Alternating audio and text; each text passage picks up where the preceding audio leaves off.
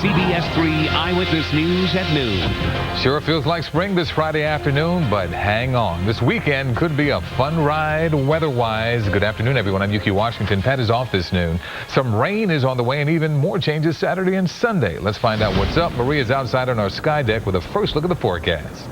Good afternoon, Yuki. I think before we even talk about the weekend, people are plenty happy with what's happening weather-wise right now. Wasn't that long ago when we were in the 30s? How about a couple of hours ago? Talk about rapid warm-up. Take a look at some of these numbers. At 4 a.m., the winds were out of the east, 38 degrees. Next hour, winds were calm, and we had a temperature of 37. And then the wind shifted out of the south, and we rose 10 degrees in just 1 hour, and we haven't looked back. Take a look at the readings across the area right now with our live neighborhood network.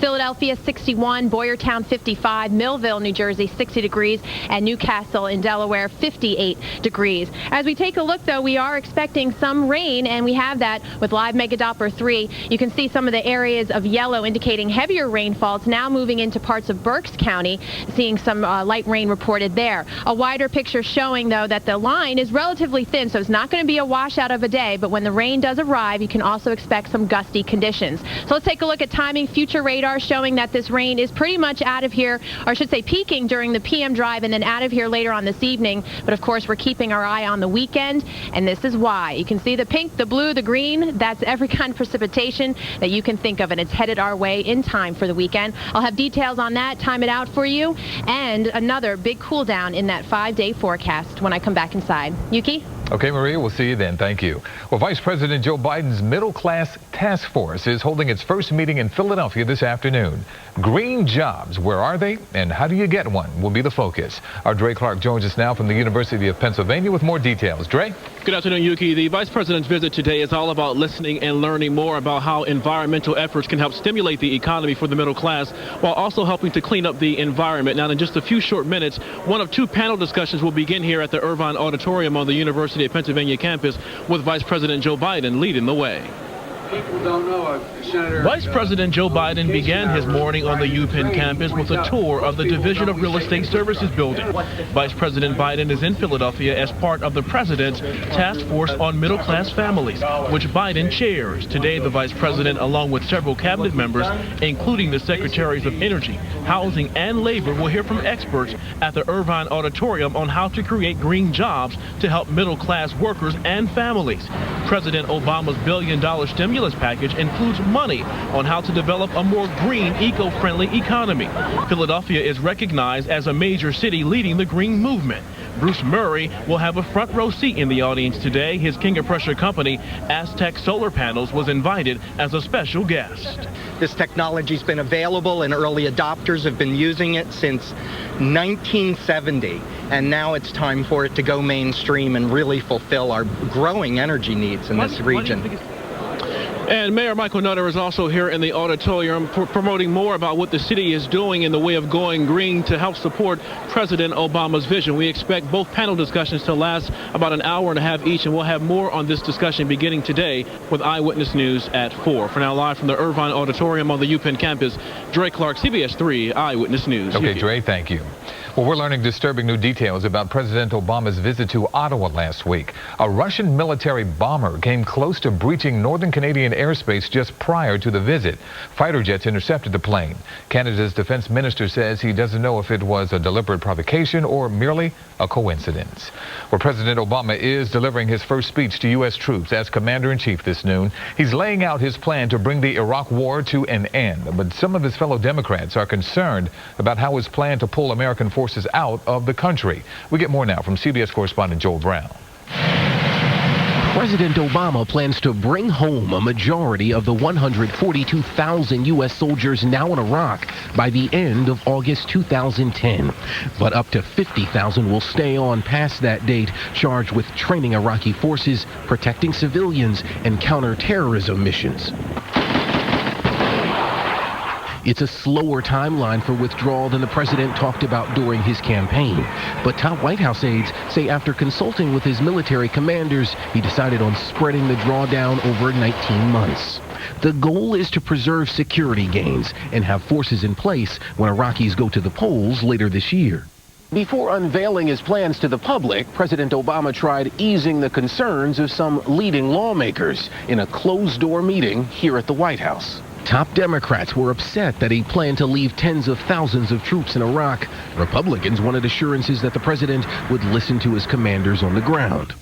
The withdrawal is key to another part of the president's military strategy. The responsible drawdown of U.S. forces in Iraq will give us additional flexibility in Afghanistan. Right now, more than 38,000 U.S. troops are fighting a violent Taliban insurgency in that country. The commander-in-chief announced last week he's sending another 17,000 forces to join in the fight. And President Obama has signaled more troops could be necessary. In Washington, Joel Brown, CBS 3 Eyewitness News. A police officer shot in the leg yesterday is expected to go home from the hospital today. Detective Albert Ford spent the night at Temple University Hospital. A suspect, Kevin Robinson, shot him during a confrontation in North Philadelphia yesterday. Police returned fire, killing Robinson. Robinson was wanted for an October shooting and responded to a police sting. An elderly man is found dead inside his home, and Camden County officials are treating it as a crime scene. Units were called to Laurel Hill Drive in Cherry Hill just before midnight and found the body of a disabled man in the back bedroom. Firefighters had the blaze under control within 20 minutes, but could not immediately tell how it started. Police are looking for the dark-colored Ford F-150 that crashed right through this house in Ronhurst last night near Solly and Castor Avenues. Here's what it looked like in daylight. Inspectors say it is inhabitable. The driver just backed up and took off, leaving some identifying debris behind. It looks like when he went in, he hit the green car on my left, and when he came out, he hit our car, the red van on the right, with his mirror. That's how he knocked out the window. The police say the truck likely has heavy damage on it. Fortunately, there were no injuries inside the house. A mainline cleaning woman is under arrest, accused of cleaning out several families who hired her. Kathleen Valentine turned herself into Montgomery County authorities this morning. Investigators say she stole tens of thousands of dollars worth of coins, jewelry, even baseball and political memorabilia, then sold it at auction. Colleen Seitz says she took memories and money, and she gave her a chance to come clean. I said, I'm going to give you a chance. I said I employed you for a long time. Just all I want is my things back. My pearls were wedding gifts from my husband. It was my husband's wedding ring. And she took our credit cards and took cash out. A client caught Valentine after noticing this missing baseball memorabilia. Valentine allegedly made $49,000 selling it. Now, Valentine's husband is a Marple Township police officer. He is not implicated in the thefts. Well, this next story will satisfy even the biggest sweet tooth. CBS 3 at the National Constitution Center, where the Girl Scouts of Eastern Pennsylvania assembled a 75-pound vanilla and chocolate cookie. The giant cookie honors the 75th anniversary of Girl Scout cookie sales. Few realize it all started right here in Philadelphia. Just 12 blocks from here, the National Constitution Center was the first commercial Girl Scout cookie sale in America. The rest of the country thought it was such a great idea that they followed, and now the cookie sale is absolutely one of the best leadership development and fundraising programs in American history. By the way, the cookie will be on display all weekend long, and you can taste it on Sunday. The Girl Scout Cookie Drive, the little ones, ends March 8th. But two big triple-digit jackpots are fueling lottery fever across the region. Tonight's Mega Millions lottery is worth $171 million. Dreamers are snapping up tickets in Mount Laurel, New Jersey. Mega Millions is played in the Garden State and several other states. And tomorrow's Powerball grand prize is estimated to be $173 million. Ticket sales were brisk in Center City, Philadelphia this morning, and you can play Powerball in Pennsylvania and in the state of Delaware. And still ahead on Eyewitness News this noon, fretting over those gray hairs, why they really mean good news for your health. We'll have that when we come back. Also, a little bit of Italy in Philly. The Flower Show opens this weekend, and we have a sneak peek for you. And Hollywood's in the city of brotherly love and sisterly affection as well. We'll take you to the set of Jamie Foxx's new movie later on Eyewitness News at noon. If you're an eyewitness to news or have a good tip, call our AT&T hotline, 1-800-223-TIPS, and get connected to CBS 3.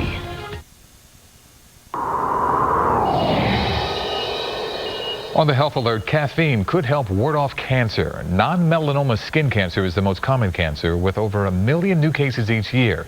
A new study is the first to show that caffeine, when applied topically to sun-damaged skin, can stop the development of skin cancer. It's been proven in mice, but researchers say the caffeine connection for preventing skin cancer is still experimental. Sunscreen remains the best protection. Well, moms-to-be with diabetes may have an increased risk of postpartum depression. A new study found that they were nearly twice as likely to become depressed. Postpartum depression affects about 10% of mothers each year. Well, it turns out gray hair is a good thing. Scientists say it's a side effect of a long, healthy life. Hair follicles produce hydrogen peroxide. As we get older, our bodies have a harder time breaking it down, causing the hair to lose color. Those who go gray early can blame it on genetics. Well, it's all hands on deck when an octopus takes matters into her own hands. An octopus at the famous Santa Monica Pier Aquarium apparently didn't like a water pump tube in her tank, so she yanked it out. The aquarium was flooded. Marine expert Tara Crow says sometimes you just have to deal with an upset octopus.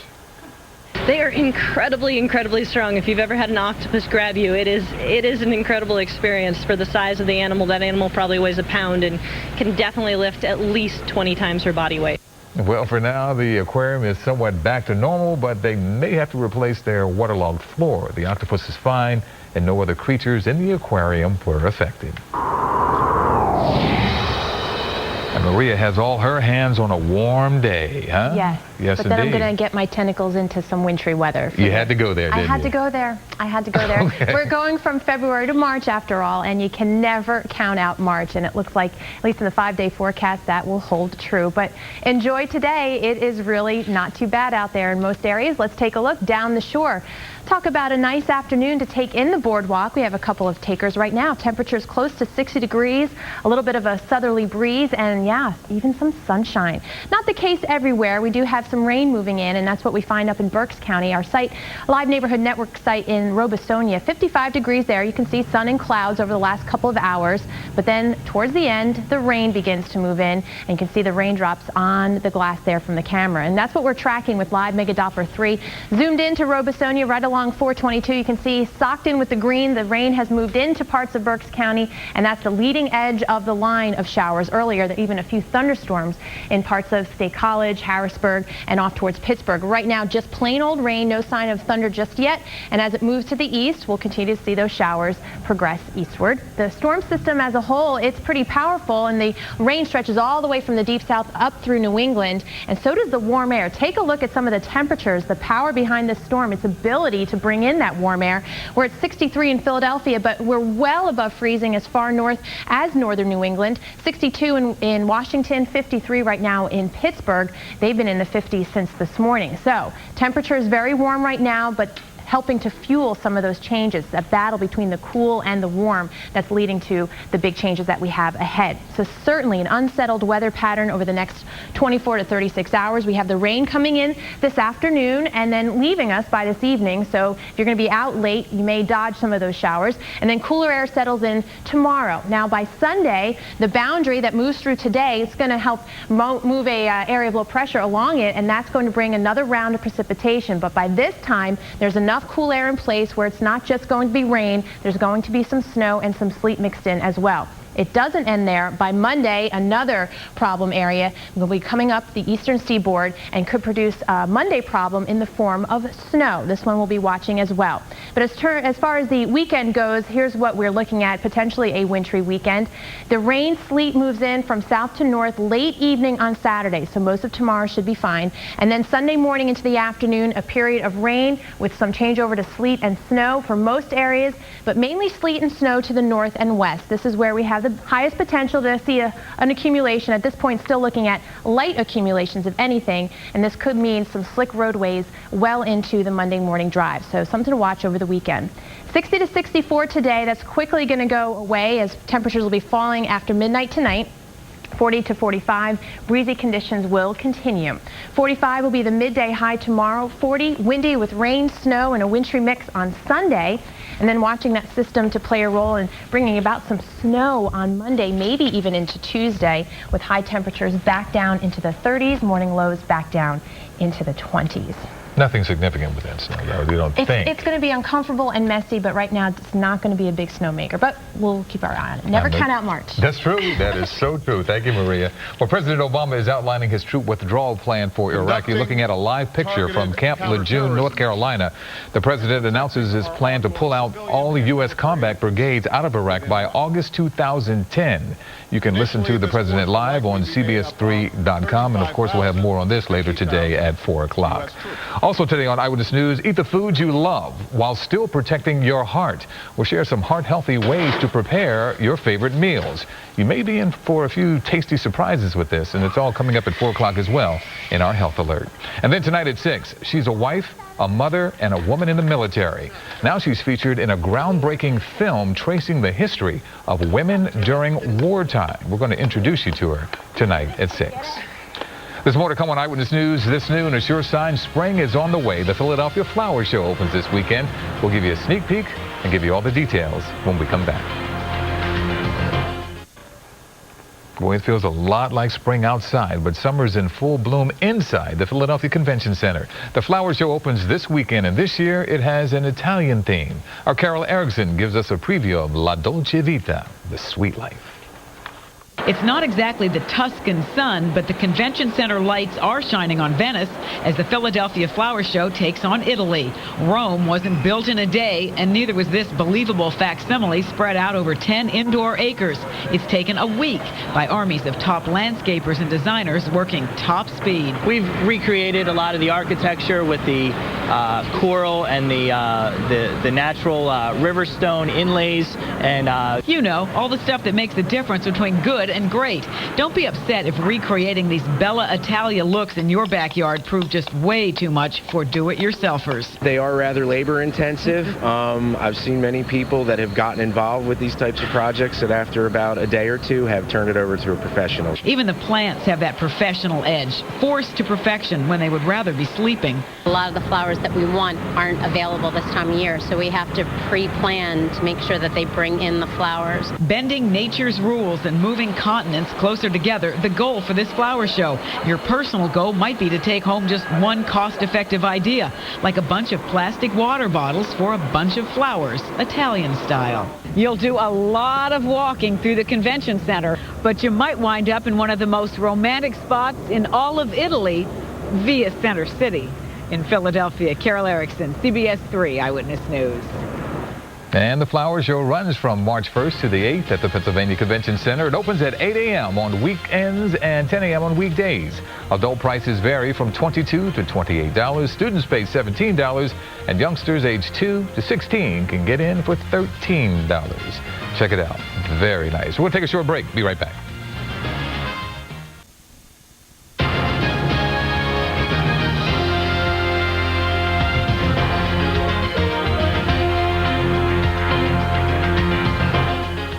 The NFL star quarterback marries the supermodel. Us Weekly reports Gisele Bündchen wed Tom Brady in a sunset ceremony. The bride wore Dolce & Gabbana, and so did her 3 dogs. Only immediate family attended the Thursday night nuptials at a Catholic church in Santa Monica. She's the highest paid model. He's been to the Super Bowl with the New England Patriots 4 times. And some new video as the director of Law Abiding Citizen began today's early shoot in Center City very early this morning. Portions of Market, 17th and 18th Streets were shut down until 5 a.m. as they filmed, forcing even SEPTA buses to take some detours. The thriller stars Oscar winner Jamie Foxx and the very talented Gerard Butler, who likes to be called Jerry, by the way. The film is scheduled to open across America in March of 2010. Next month, Jamie actually has a movie called The Soloist coming out that's supposed to be very good as well. Is that name dropping? Yeah, he likes to be called Jerry. He's going to be Jerry. My man Jerry. What's up, Jerry?